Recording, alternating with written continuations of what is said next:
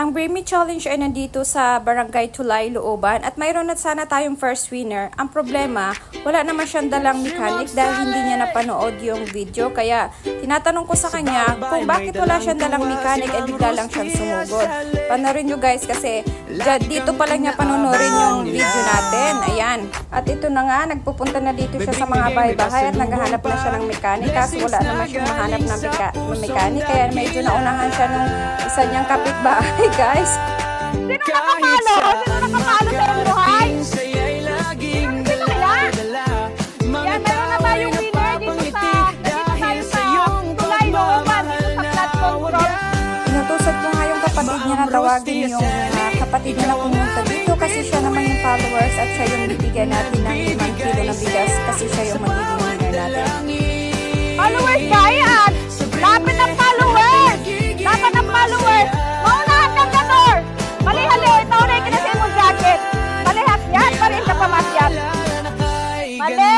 Dapat ay followers! Ayan! Mayroon na tayong first winner na bibigyan natin ng 5 kilo ng bigas. Anong name mo, ma'am?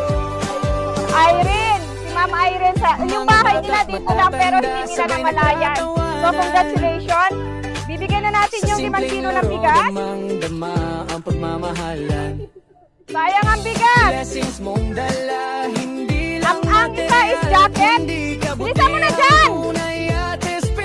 Panoorin niyo yung video po para makita kung nakapalo kayo. Ayan, kailangan. Ayan, so ayan.